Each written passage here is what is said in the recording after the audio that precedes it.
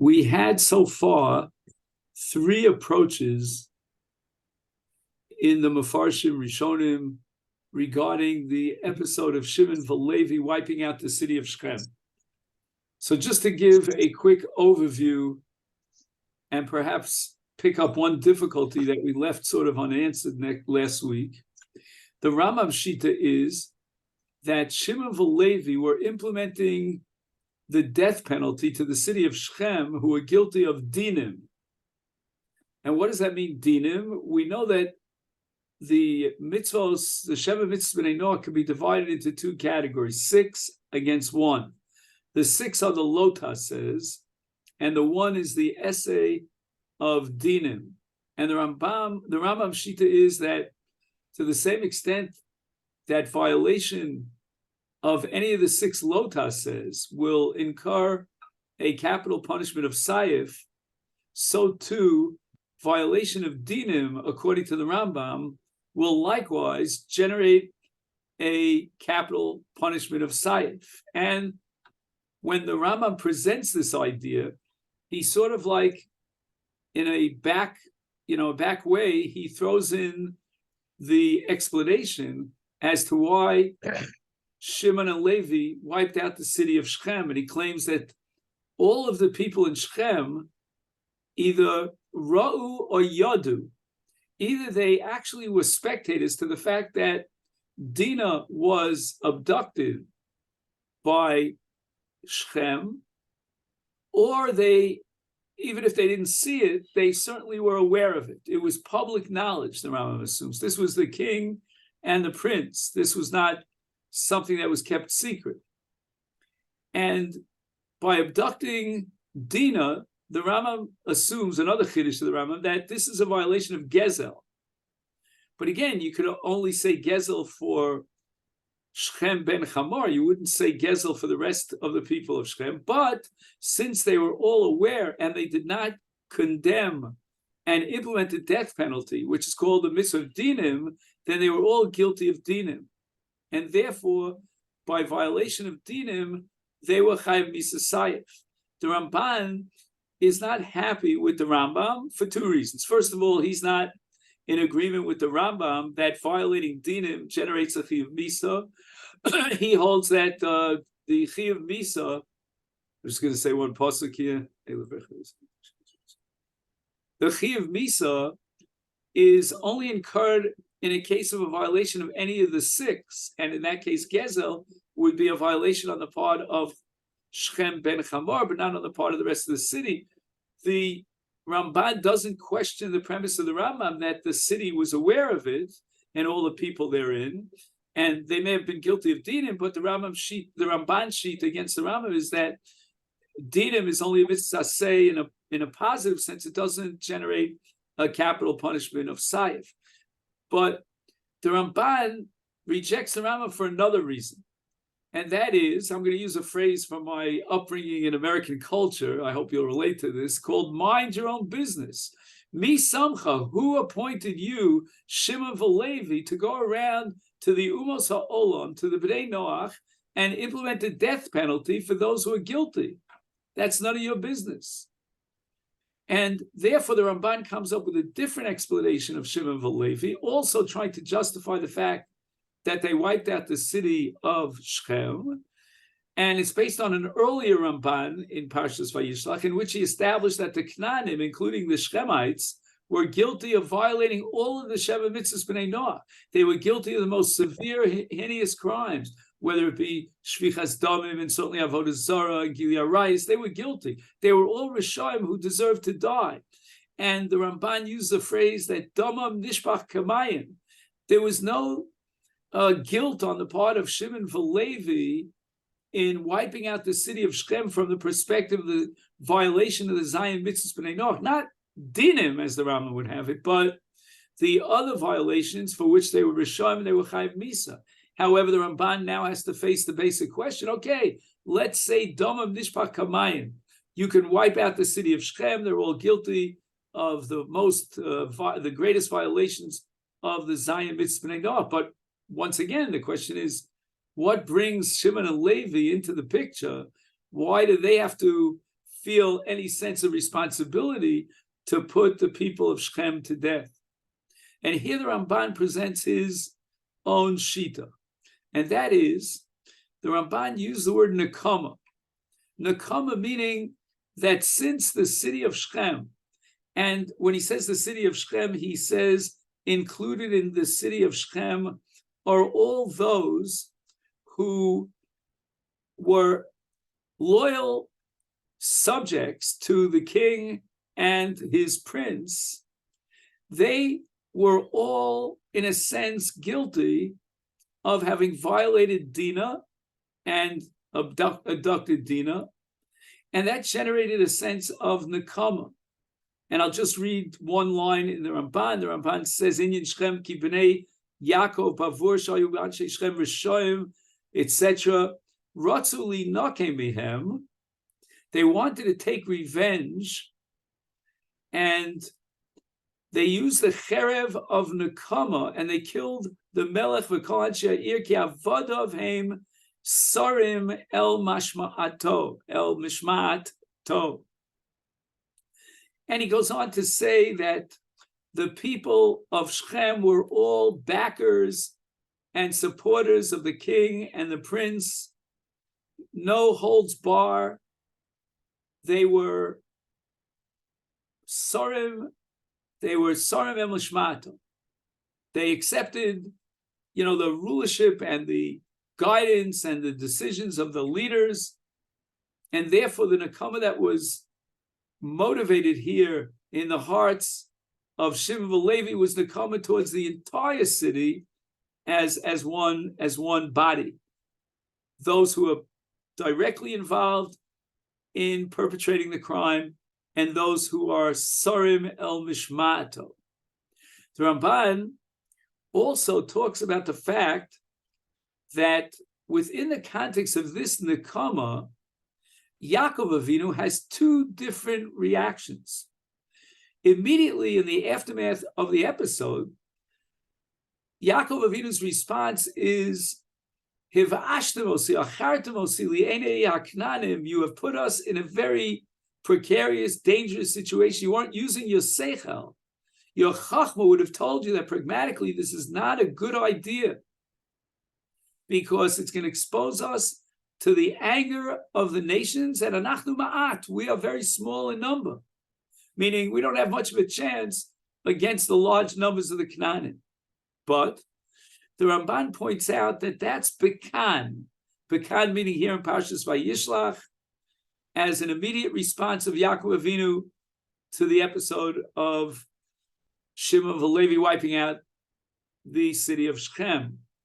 But Sham, meaning in Parshas Vayechi, when Yaakov is on his deathbed, there we get a whole different picture. It's not the Yaakov who's afraid of the response of the Umas HaOlam and the danger involved in the killing of Shechem, but rather it's the Yaakov Avinu of harsh criticism and cursing and punishing Shimon v'Levi, spreading them out in Israel. They will not get a chelek in the land. Afitzem b'Yaakov. And why? 3 reasons.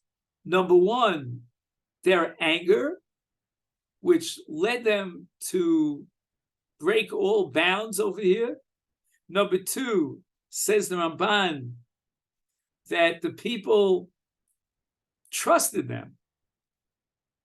The condition that Shimon and Levi set for peace with these people of Shechem was the bris milah, and they trusted and relied on the honesty and sincerity of Shimon and Levi. I would add here maybe an element of Chil Hashem. People rely on you. They are naive in a sense, and they believe that you're telling the truth, when the whole thing was just a shenanigan. It was just a trick. It was harama on the part of Shimon and Levi. And then the Ramban goes on to say that not only did Shimon and Levi violate the bitachon of batchu bahem, meaning that the people of Shechem relied on Shimon and Levi, but moreover, these people might have been very sincere about the bris milah. And therefore, in Yaakov's assessment, it's quite possible that the people of Shechem were on their way to do tshuva. And therefore, the Ramban finishes this up by saying that lo heru lahem klal, the people of Shechem were not guilty at all of perpetrating evil, and therefore you, Shimon Levi, had no justifiable rights to wipe them out. And here we left a hanging question. How could the Ramban present Yaakov Avinu's response to the episode of Shimon Levi in two different ways? Because in the first immediate response after the episode, Yaakov seems to indicate, you know what? Everything you did was right. It was justified. The only problem is it wasn't smart. It wasn't pragmatic. It wasn't something that we can survive. Meaning, by implication, that Yaakov concedes that Shimon and Levi were doing the right thing. That's the implication of the Ramban regarding Yaakov's Avinu, his immediate response. And in fact, the Ramban had given a lot of credit to the idea of Nekama, and Nekama not just against those who directly perpetrated the crime, but even against those who were Sarim L'mashmata, that they were part of the kingdom. And they Can I ask you a question? Yeah. How are you understanding that point of Sarim L'mashmato? What is In that? other words, they applauded, they sanctioned, what word am I looking for? They approved, they consented, they voted in favor, But halachically speaking, how does that, like, what's the halachic reason why they're allowed to be killed then? Because in other words, what the Ramban is saying is the halachic reason for killing them is because they were Rishayim. But if you ask me what gives the impetus to Shimon and Levi to take the law into their hands and to decide to implement that Misa, which again was not a halachic issue because, as the Ramban emphasizes, Domam Nishpach Kimayim, but rather in the context of the Ramban's objection to the Rambam. Why is Shimon and Levi, becoming the supervisors? They are in charge of meting out the law and implementing the death penalty. The answer is Nekama. But you might ask, Nekama against whom? And the Ramban says that the Nekama was against not only those who directly were involved in the action, but those who supported and were part of this entire campaign. so in And principle, that can apply to Gaza also. Palestinians, we're going to have to ask the Ramban the following question: are the Palestinians rah in favor of Hamas, or are they just simply afraid of Hamas? They're not really supporters of Hamas. Who are the Palestinians that are rejoicing and dancing in the streets? Are they being forced to do so by Hamas? And I think I told you the story, but if I didn't, I'll repeat the story now. When my oldest son was born, we lived in Malay Adumim, not the Malay Adumim of today, the Malay Adumim of yesteryear. We were surrounded by El Arzaria and all these Arab towns. And on the very day that they drove, because we had a local ambulance, and they drove my wife to Harat Sofim to give birth, and they drove her in the ambulance. On that very day, there was a pigua in a place called Ein Fashcha. Many Jews were killed, and those who survived were rushed to Harat Sofim. And just an hour or two later, as it were, the ambulance of Malay Adumim was driving myself and my wife to give birth to my oldest son, Baruch, who is somewhere in Gaza today. I don't know where he is exactly. He doesn't tell us. But anyway, so as we're driving in the ambulance, the Arabs are lined up on two sides of the road. There wasn't even room for any other Arabs to stand there, and they're clapping. They are absolutely joyous, thinking that another ambulance is taking more ptsuim to the hospital, having been affected by the attack. So I have something in my memory. They'll do all these studies, and they'll you'll read all the statistics. I'll send you the links if you need it. That the Palestinians are not, they're not really Hamasniks. I don't know. I don't want to get into this because I get very emotional about these things, and I might say something that I'll regret. But be that as it may, this is the issue that the Ramban is analyzing. When we take Nekama, against whom are we going to take Nekama? And if the Ramban is right that Yaakov Avinu's initial response was, why did you put us into danger? This was not a very smart decision, implying, I think, quite clearly, almost explicitly, that Yaakov had no problem with the action of Shimon Levi, meaning had there been no sakana, Yaakov Avinu would have approved of their action. But what do we do with the Ramban here in Vayishlach, interpreting Yaakov in Vayechi with a very harsh criticism of Klala, Oror, Apam, etc., Afitze b'Yaakov Achalke b'Yisrael, and for three different reasons, Yaakov Avinu criticizes them. I mean, Meikara Maikasov Hashta Maikasov. It's almost a stira minei ube. So I thought about this over the last week, and I came up with the following theory. The anger of Shimon V'Levi, how do you define that anger in that particular context of Shimon V'Levi? I'm not talking about Kas in general. We can give long discussions about Kas, and we'll read the Ram Hilchos Deis, and we'll read Ramchal, in the Mesilas Yesharim and in the Shari Tshuva. Forget about that. I'm talking about Shimon V'Levi. What was the nature of their Kas?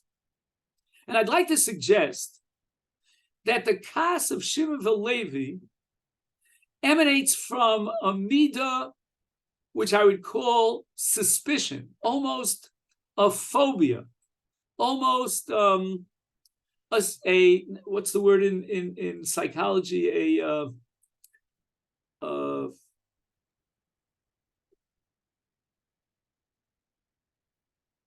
It's at the tip of my tongue. If you could help me with it.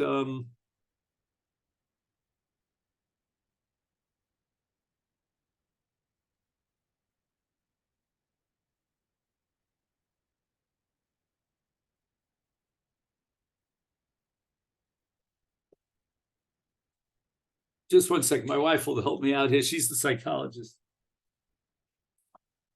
John, what's the word in psychology? So guys, paper ball fight. No, Stalin and all these guys that were not a phobia.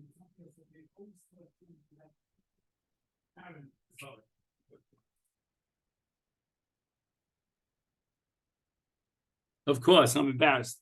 Paranoia. We know that paranoia is a disease that is almost typical amongst leaders. I remember Rav Soloveitchik once spoke about Ahashverosh.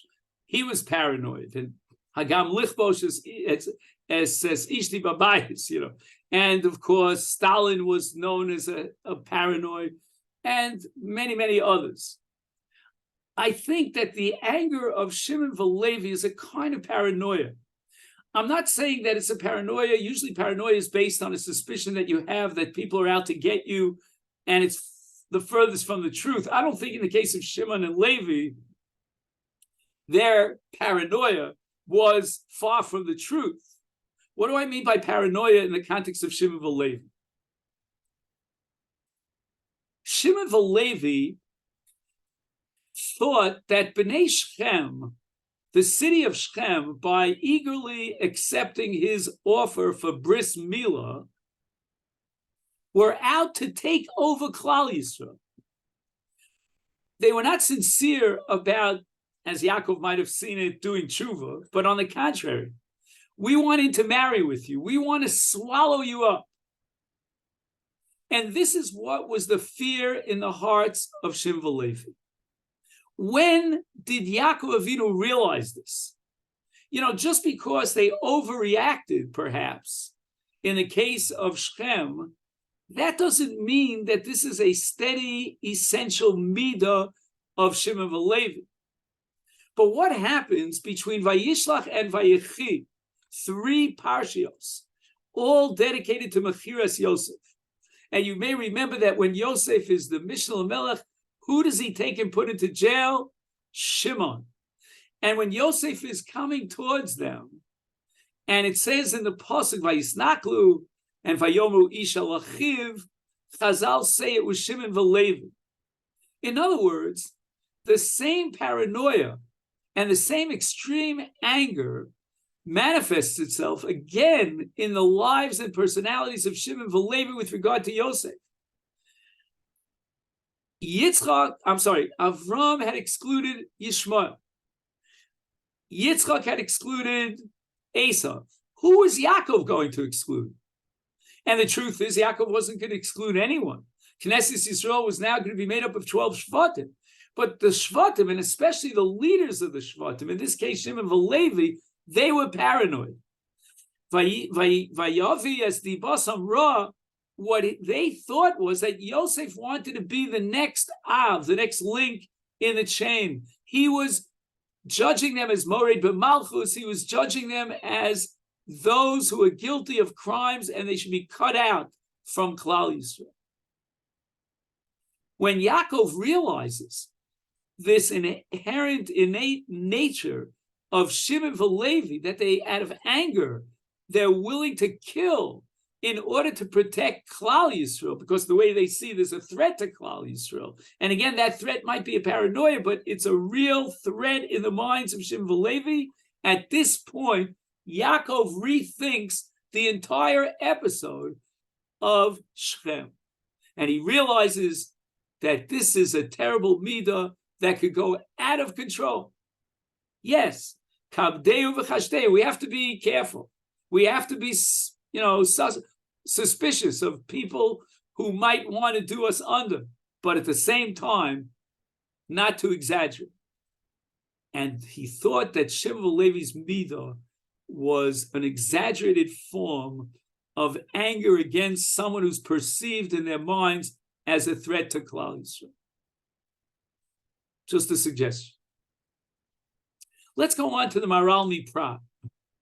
The Maharal MiPrague introduces an entirely new concept into the picture and the episode of Shimon Velevi. Until now, we have discussed concepts of violating Sheva Mitzvahs B'nai Noach. In the case of the Rambam, it's dinim. In the case of the Ramban, it's all the 6 violations. We've discussed the concept of Nakama, but no one has raised a word, a context of what? Milcham. Here's where the Maharal MiPrague introduces a revolutionary perspective on the episode of Shimon Velevi and the Anshe Shechem. And he introduces the word Milcham. And now, the Maharal MiPrague is ready for 2 different revolutions. If Shimon and Levi had declared war against the Bnei Shechem, says the Maharal, this is the first major revolution, it's Ummah against Ummah. We are not declaring war against individuals. We never declare war against individuals. Call that nakama, if you will. But don't call it implementing the punishment in the case of Ben Noach, who's condemned to death. But says the Maharal, we're in a different league. We're talking about something of a different nature entirely. It's essentially, fundamentally different. And that is Milchama. In Milchama, it's Ummah keneged Ummah. And that's going to make a whole nother perspective on the Palestinians today. Unless you're going to tell me that Hamas and the Palestinians belong to 2 different ummos. I find that hard to believe. I'm not a geneticist, but I would challenge anyone, even my friend Rav Nachman Kahana, to do genetic testing on the Palestinians and tell me that they are genetically different than Hamas and all those enemies of jihad and so forth and so on. What I'm saying is that the breakthrough of the Maharal here has a direct bearing on our war against an ummah, including those Palestinians who did not initiate any sort of a battle or combat against the people of Israel. And the Maharal is very, very sensitive to the fact that it's not every member of the city of Shechem who is guilty of attacking us. But here the major revolutions of the Maharal. He says, first of all, don't we have to waive or extend a peace treaty? Doesn't the pasuk say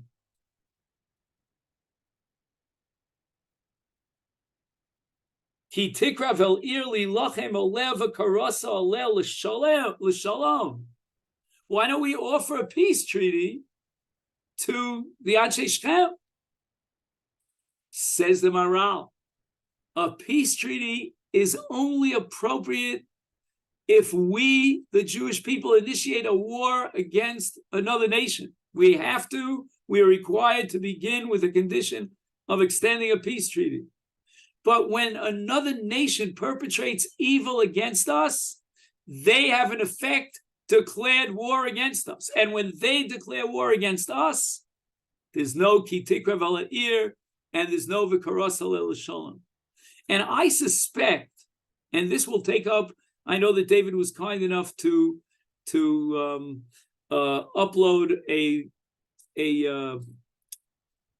an essay called Milchama, and when we get to that essay, maybe next week, we're going to talk about the difference between a Milchemes mitzvah and a Milchemes reshus. And I think the Maral might be hinting here, like those shitos, which we'll study in Mirz Hashem, that the condition of v'karas aleh b'shalom only applies in the case of Milchemes reshus. Again, I don't want to discuss this now. This is a very deep, profound sugya that has to be taken under advisement. It's a Gemara at the end of Sota. Be that as it may, the Maral now says that even if one member of an ummah, one single person, would perpetrate evil, that is in effect an action in which that individual represents the entire ummah, and it's a declaration of war.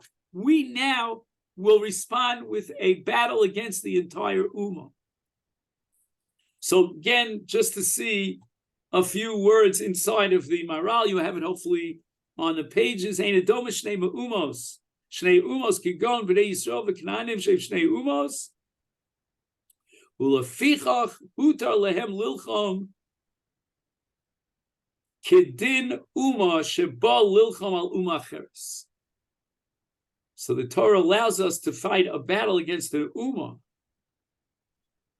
and heim partzu b'hem. They were poritz in us first. Lasos lem nevala. Interesting how the Maral uses the word nevala. He took it from our parsha in Vayishlach, where, Shimon and Levi say we won't allow a nevala to be done to Israel. And therefore, Afal Gav, here's the radical breakthrough. Shahar Belo Asu, that this pirza was not perpetrated by many of the people of Bnei Shechem. Nevertheless, Ein Zechiluk. Ein Zechiluk means there's no nafkamina. But Kevan Shahoyu Ba'osa Uma, since they are part of the collective entity of that Uma, Sha'asa Ralahem, is Mutarim Lavale Mulchama. We're not going to distinguish between one person and another. It's one Uma against the other Uma. Tremendous breakthrough of the Maral Miprag. Not at all similar to the approaches of the Rambam and the Ramban, who were looking for different understandings of what motivated Shimon and Levi. The Maral takes us into almost a pure halachic discussion, analyzing Shimon and Levi as representing one ummah, and Shechem ben Chamor representing another ummah. We go to battle because they initiated a nevala davara against us. That gives us the right to declare war against them. And now it makes no difference who actually amongst the people of that ummah perpetrated the crime. A very sensational Maral Mipra. Ad Khan Hakof Aleph, and now we go on to Rav Shimshon Ful Herschel. Unless there are some comments and questions, I think David, you wanted to say something. Okay. I was just thinking with Abin Yamin, it's still called a Numa. Binyamin, which Binyamin? Shevet Binyamin? Yeah, because he's not born yet, is he? You're asking what are you asking that Binyamin? What qualifies Bnei Yisrael as an Ummah? No, what I'm saying is that once another ummah initiates a battle against us, then we go out to battle against them, and the Torah will sanction. I understand that, but they only become an ummah when they shift their car. Before that, it's not yet. I'm saying that's the only 5 were born. I don't know. That question I don't know, Dovril. Yeah, that question you'll have to address to the Maharal Miprag. Whether all the Shvatim involved, or it's enough that Shimon Levi had the heta to go ahead and battle. No, because Binyamin isn't born yet, is he? Those nuances. I didn't get into. Okay. Yeah. But again, when we get to the Piskei Halacha about collateral damage, keep in mind this Maharal. Because once we decide we're involved in Milchama, the dinim change min hakotza lakotza. It's a whole different context. If you're on the ground of the Ramban of Nekama, then you want to know, who do we take Nekama against? And, that's a question of who perpetrated the evil against us. But if you're on the grounds of Milchama, and in my mind, there's no doubt that we are Milchama, the only suffix I have is, can somebody argue, al pi halacha, that the Palestinians who are not actually involved in combat, and they're not fighting together shoulder by shoulder with the Hamasnikim, could they be considered as an Ummah Acheres? That's the only question the Maharal would ask. We don't need to justify that Ummah has taken the initiative against us, and that we have to go out against this to Milchama. And I would never, ever question, and I beg you not to question the premise, that we are involved in Milchama against Hamas. Are we involved in Milchama against the entire Palestinian people? The Maharal says yes. Do you want to say that the Palestinian people divide up into 2 ummos? I personally have difficulty accepting that. Maybe you'll write a shtickle Torah and you'll prove to the Olam HaTorah that, the Palestinians are divided up into 2 ummos. All right. Now we're both. Who's that? Adam, yes. So I where does the Maharal get the source that, okay, once one, I mean, our case with the Hamas Palestinians, it's like it really is mamash umot, because it wasn't just like one person did something; it was a whole crowd, and they're back. But you can talk about it, and it seemed like the case of like with Shechem and all that. Where does Maharal get that? Because one person did something, now it's open season. The whole rest of that Again, I'm not applying it to today. Today's case thing is different, because in fact you would argue the opposite, because Hashem needs to command us to destroy all of Amalek, and He needs to tell like Surah to Midyanim. Like the Torah has to give us specific cases where we are meant to destroy a whole Am, or like a certain section of the Am, or whatever it is, or the Varim or Nashib, whoever it is. It's not like taken for granted that as soon as there's some kind of attack that, okay, that means it's open season on everybody else. Again, it could very well be that since Shechem is part of Canaan, that itself gives us a different spin on it. You're asking, let's say if a different nation would, one member of a different nation would perpetrate some sort of crime against the Jewish people, would that justify going out to Milchama against the entire nation because of the action of one individual? I think the Maharal Miprag is talking about a nation that belongs to our Milchama, meaning maybe it's a little bit premature to define a Milchama against the Canaanim, but nevertheless, these are Canaanim. Sorry, can't but again, I just want to make the point here that you're right. We have to go through every revolution here of the Maharal and analyze it. My purpose, my goal was only to ask the question, what would the Maharal himself say about Hamas initiating evil against the Jewish people, and we are now involved in a Milchama, and Kuliyamalo Pligi, that Hamas has put a threat on the entire country. We know now what their plans were, etc., etc. And now if we're involved in Milchama, can we apply the Maharal's principle? What would the Maharal say? Is it a Milchama of Ummah keneged Ummah? Sorry, can't you just say that Shechem is the prince? He represents the nation. It's It's not Stam a guy. It's Right. He's not just a rank and file it's the citizen. head of the tribe. It's actually Right. But I So think that's David, different. all that will become clearer once we do Reb Shimshon Fel Hirsch. Now, what you have in front of you, as I mentioned last time, is a Hebrew translation from the German. I don't know German. If I did, I would read Rav Shimshon Hirsch in the original.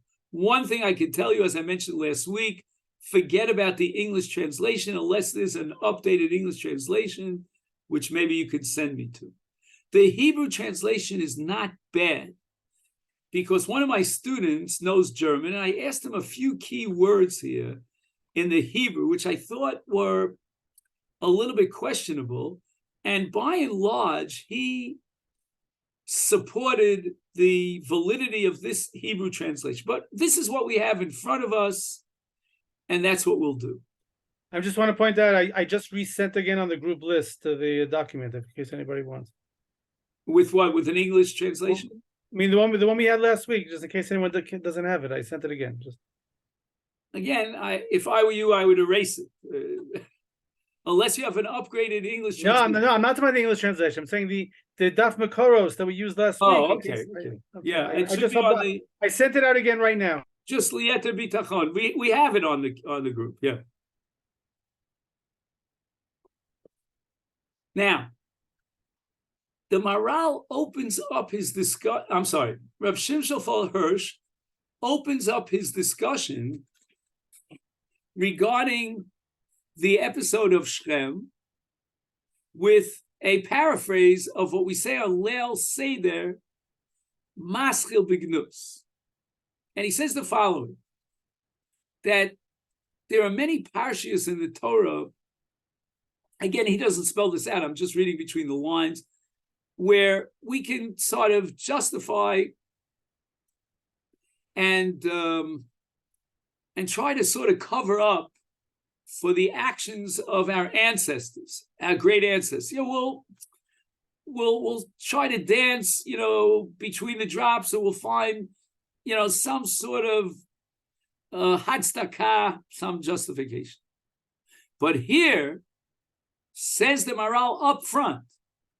I'm sorry, I keep saying Maral because I got so excited about the Maral. Whenever I say Maral, henceforth, I mean Rav Shimshon Fel Hirsch. 4 centuries later. Says Rav Shimshon Fel Hirsch, here, it's Maskil Bignus.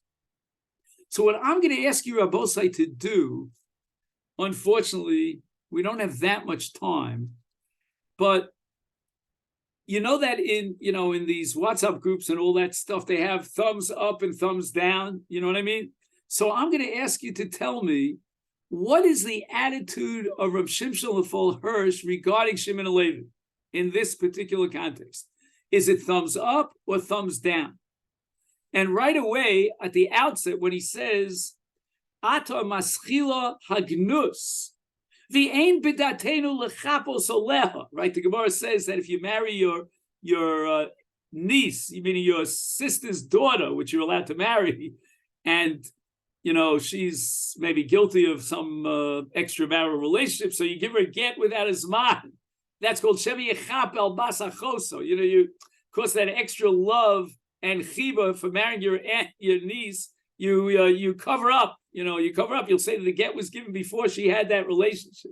In any event, he says, you know, all the cards are on the table here. I'm not going to try in any way to be machaper and sort of like, you know, conceal the guilt of Shimon HaLevi.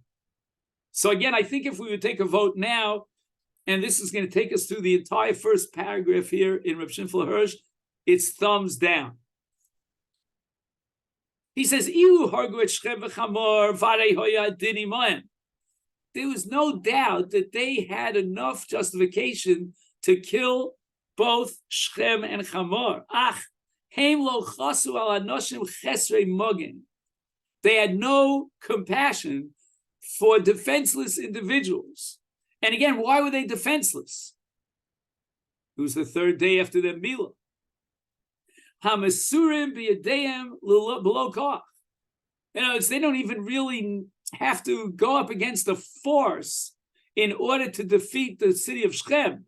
The people of Shechem were Chesrei Mageh. And Gedolim is doing worse. If I want to critique the people of Shimon and Levi, then I just say Shadadu, right? They took the booty. Ubederach Klal, and if I want to just generalize about the guilt and my critique of Shimon and Levi, I would say Pakdu al Anshe Ha'iras Avon Adoneim. What does the word Pakdu mean? Like, for example, when Shaul HaMelech gets the tzivui from Shmuel Hanavi to go out and defeat Amalek, what's the opening word? Pakadati. Pakadati es mash, right. Pakadati is when you remember the ancestors and you take it out on the descendants. And we have a principle called Lo Yumsu Avos Al Banim. And this is not a case of Amalek, and therefore Rav Shimshon Hirsch argues against Shimon and Levi that they were in violation of this principle. They would be poked the Anshe Ir al Avon Adoneim. Very much different than what we saw in the Ramban, that they were Saru Lamashmam and they were part of the same group and they waved a flag and they were loyal citizens. Forget about all that, says Rav Shimshon Hirsch. They were not guilty, and you cannot hold them guilty for the crimes of the leaders of the community. And I would stop here and say, what would Rav Shimshon Hirsch say about the Palestinians who are being used by the Hamasniks as human shields? And I argued that he would say that there's no justification to be poked al anshe ir avon adoneim. Do you follow? The word adoneim fits beautifully to Hamas. Lachei lo haisa kol atzdaka. Could you imagine what Rav Shimshon Hirsch is saying here? All the Mefarshim are bending over backwards to try to find some sort of justification for what the Shimon and Levi did. Says Rav Shimshon Hirsch, cards on the table. There's no lechapos here. They were guilty of being poked the avon of the Adoneim on the rank and file citizen of the Anshe Ha'ir. Lefichach gam goer b'hem Yaakov achartemosi. Look at how Rav Shimshon Hirsch interprets two words that come out of Yaakov Avinu's mouth. Achartemosi. The Ramban said achartemosi means, you sort of like distilled clean water and made it contaminated because now they're all going to attack me. You bunch of hoodlums. We're going to go out and battle against you because you killed our cousins from Shechem. No. Says Rav Shimshon Hirsch, you know what achartemosi means? Shemanu v'kfodo hayuzuchim kibdolach. Shmenu, excuse me. Our reputation was clean and pristine. Vatem achartemosan. You have soiled our reputation. We can no longer be a people of sensitivity, of honesty, of compassion. You have soiled us. In other words, Rav Shimshon Hirsch, as opposed to Ramban, has Yaakov Avinu's critique against Shimon and Levi from the onset, from the get-go. Perhaps, Yaakov is right that they took such a bold action that they endangered the people of the household of Yaakov. Yeah, but that's true. But moreover, you have ruined our shem tov, our kavod, our dignity, our esteem amongst the people. Hiv ashtem es rechi, our, the reach now smells awful. It's repulsive. Ben aknani v'aprizu. And in addition to that, lo nehagtem b'chachma ki anachnu ma'atim. This was not a very smart thing to do. In a word, Rav Shimshon Hirsch holds Shimon and Levi guilty for a very, very, very bad crime. However, let's look at the next paragraph. Says Rav Hirsch, did Yaakov Avinu allow, or did the Torah give Shimon and Levi a chance to counter-argue? In a court, if somebody is accused of a crime, he has a right for a defense attorney. And says Rav Shimshon Hirsch, you could condense their defense argument into one sentence, namely Hakizona Nases Al Choseinu. And this is Hefker. What do you mean? They could just take our daughter and violate her? And Rav Shimshon Hirsch sees in those words an entire worldview of Shimon Valevi that opens up in front of our eyes. Let's not forget that Rav Shimshon Hirsch lived in Germany. His Rebbe was the Orchla Ner, Ettlinger. In 1820, he had to leave the University of Berlin, 1820, because of anti-Semitism. I mean, German anti-Semitism is as old as the hills.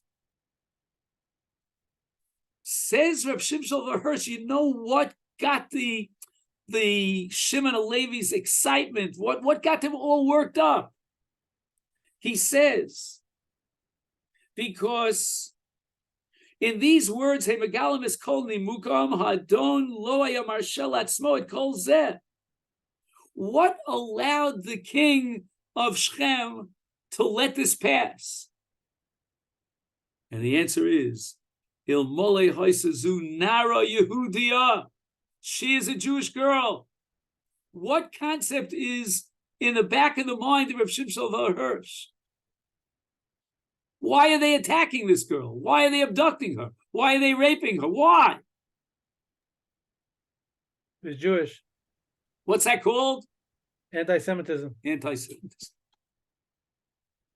You know, I think of Rav Shimshon Hirsch like I think of my father and all of his colleagues, the rabbinate in America. When they read a parsha in the Torah, their goal is to show you how the parsha speaks to contemporary life. And this is what Rav Shimshon Hirsch is doing. He's telling us that in very contemporary terms, we suffer from anti-Semitism. And the first anti-Semitic act that was perpetrated against the Jewish people was the act of Shechem and Chamor. And we're easy targets for the Goyim. They hate us, they don't tolerate us, and we're basically weak and simple targets. And he describes them as Zora ve'azuva. You know, with fifth column, we're never accepted as part of the country, we're always suspicious. I mean, look at America, how they're treating the Jew today. And the next word is ra'ayon. And I told my student, this is a mistranslation. He went back to the German and he said, instead of the word ra'ayon, you should put in the word machshava. Machshava zu ora belibom es hakara sheyesh regoim bohem gam mishpachas Yaakov te'oches becherev kidei lahagen al kavod v'tor.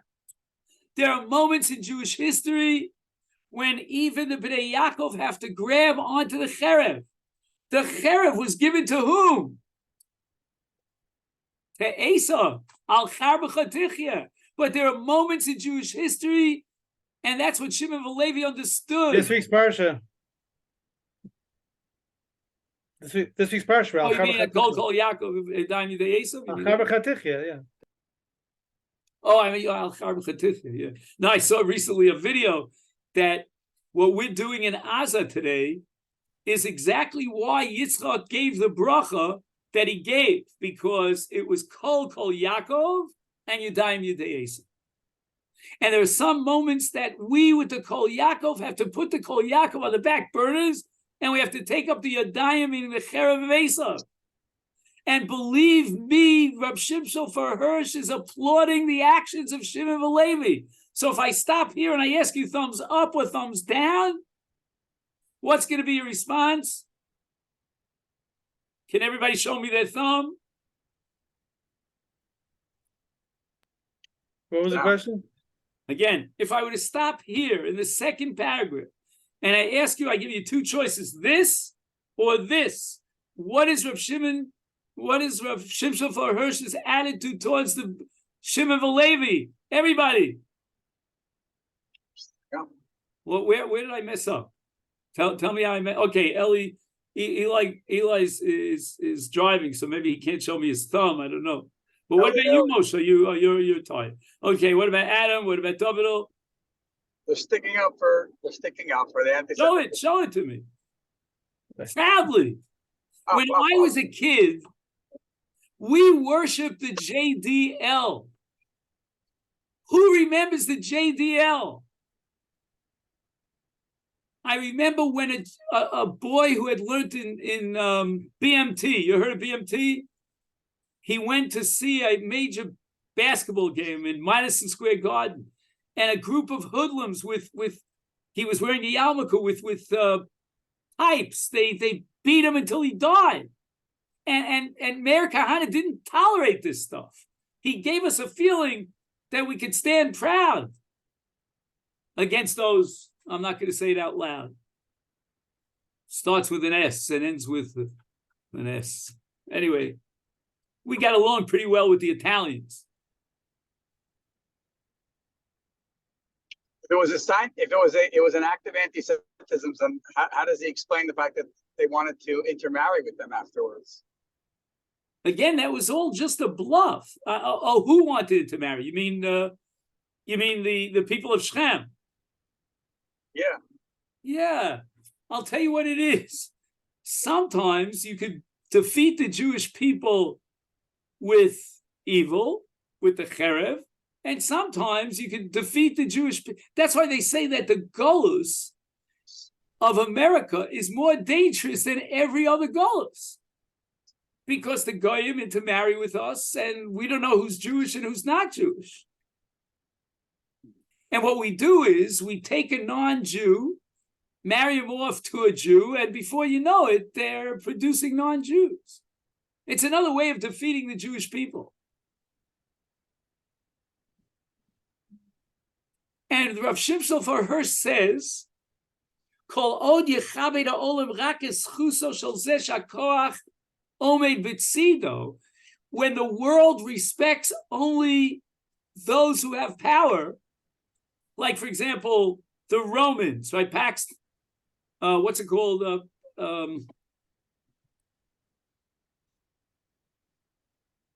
Right? We have power, right? Then Gam Yaakov tzorech la'amin es yoda b'cherev. If the world only has respect for physical power and might, then we have to train ourselves. And when I read this, training ourselves in cherev, who do I think of? Tzal. Not the tzal that I did, 6 weeks of basic training at the age of 34. It was a joke. When I did push-ups, my mefaked said, "Oh, okay, you can stop here." He was afraid of a heart attack, what I'm saying. But I mean the real stuff. Heimlu bikshu linog b'chachma. Yaakov is saying, you know what? This is not a smart thing to do, to expose the Jewish people who were ma'atim to the anger of the enemies. They weren't interested in that. Haim Ratzu, what was their agenda? What was their purpose? Lahapil es a mosam ala brios. And I think, again, the translation here is a little weak. I don't think he said anything about brios. It's lahapil a mosam ala goyim, ala oivim. And here's Meir Kahane's line, right here in Rav Shimshon Hirsch, about 150 years before Meir Kahane. This reminds me of what we discussed about Pinyin Shvuyim. If we capitulate and we give them Yesem Miknei Denam, it's only going to whet their appetite. And if we succumb to them, I'm thinking the Warsaw Ghetto Uprising. If we just go like lemachos, then Ya'izu Acherim Lasos Kedavar Zeh. We're sending out a message that we are weak people. Very easy to take advantage of us, squelch us, and with might and power of a cherub just destroy us. And what did they do against us? B'nos Yisrael Hefker. Who remembers the Sheish Tvikot of Rav Soloveitchik about, Kol Dodi Nefek, about the establishment of the state of Israel? I don't remember the order, but I think the first one was Shedam Yehudi Eino Hefker.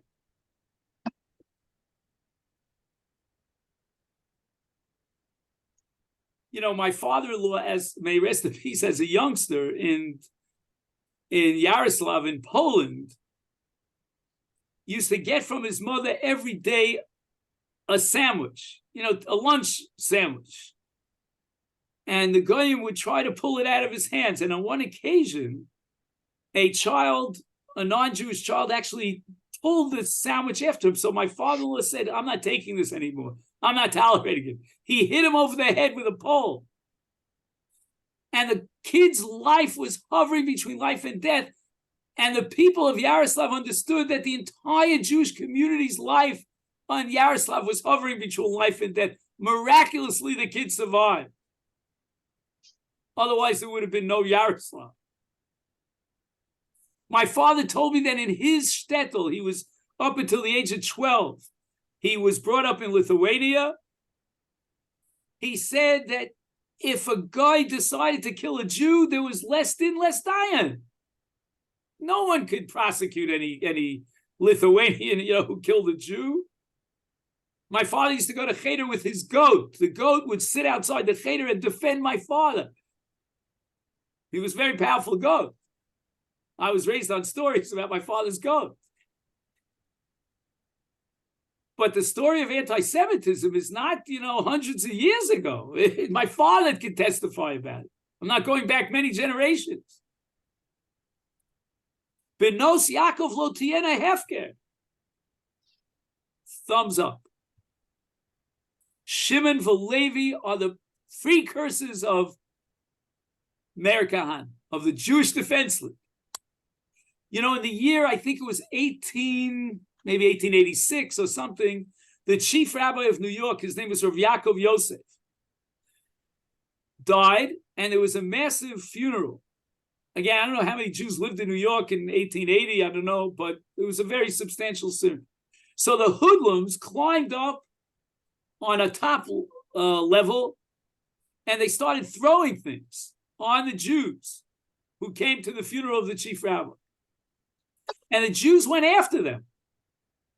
When I was in high school, at Yeshiva University High School in 1967, during the Six-Day War, I won't say it out loud, came by and said, burn the Jews.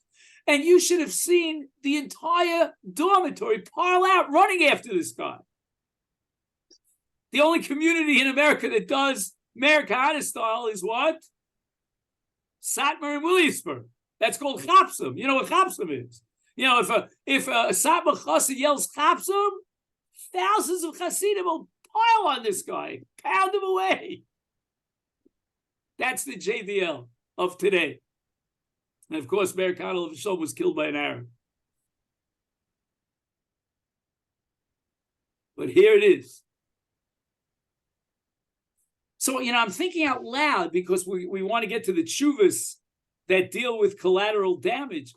If I had Rav Shimshon Forsher at this particular juncture with the thumbs up, then I would tell you that forget about all these questions about, the Palestinians are in and a hair, and they are, are they loyal citizens? Is it an Ummah Keneged Ummah? Vengeance against them, and who we just forget about all that. According to Rav Shimshon Hirsch, it's high time that the Israeli defense takes a stand, and we got to wipe them off the face of the earth. Otherwise, they can come back again and again and again. And I know we're running out of time, and we already ran out of time, but I'll just add one thing. He says the following. He says, basically, Shimon and Levi were right.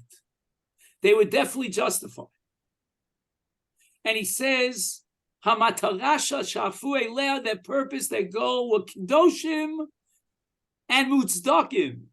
These were holy ideas of Shimon and Levi. And they were definitely justified. Haruach shepama belibam hayta achrechit lemishpacha shegadla leuma b'toras Yaakov. He says that their spirit was absolutely necessary in order to protect the Jewish people. But he says that nevertheless, hirchiku lechet, that maybe their purpose and their goal, their agenda was holy and justified, but the way they went about doing it was not justified. And then it again becomes thumbs down, back and forth, back and forth. This is quite, if you're familiar with Hegel, a German philosopher, this is called Hegelian dialectics. Dialectics means you have a thesis and an antithesis, and the two fight at each other. It's based on a Greek philosopher 2,000 years ago called Heraclitus, if you ever heard of that. I only know this, I'm not trying to impress you, because I have my undergraduate and graduate degrees in philosophy. And in the next paragraph, Reb Shimshon Fol Hirsch pulls a beautiful move. He shows you the Smichos HaParshios. The beginning of Vayishlach describes an encounter between Yaakov and Esav when Esav is on his way with 400 strong, mighty men. And all of a sudden, Esav melts emotionally and he hugs Yaakov again. Chazal have different things about his motive, or whatever it is. Says Reb Shimshon Fol Hirsch, our parsha of Shimon V'Levi is the exact reverse of the previous parsha. In the previous parsha, Esav drops the cherev and embraces Yaakov. And it's a moment of emotional sensitivity on the part of Esav. It's indicative of what in Mitzvah Hashem is going to happen at the end of days, as Yeshayahu HaNavi prophesies. Now it's just the reverse. Shimon V'Levi take up the cherev of Esav. There's a lot more here. It's up to you if you want to continue, or we could go on to the next topic. You'll tell me. And maybe you could recruit some of your friends. In any event, let me wish you a great week. And if anybody wants to stick around for questions, I'm here. I think we should continue. No, it sounds like, it's still... Maybe you could ask on the... Because again, usually I do one lecture on a topic, 2 lectures, but 3, because the next shlav is to basically figure out what Rav Hirsch would say about the current situation. There's an Orach Chaim HaKadosh and an unbelievable Mechilta in Parshas Beshalach. And then to take a look at the contemporary poskim, Rav Goren and Rav Lior and Rav Shol Yisraeli and all the others, and what they have to say about collateral damage, and see how we can connect their Piskei Halacha with the various views and interpretations of the commentaries regarding Shimon V'Levi. That would be our goal for next time. It's up to you. I'm for it. I'm for it. I'm for it. I'm sure other people will also be after they hear the recording. Okay. I hope people listen to the recording. Honestly, I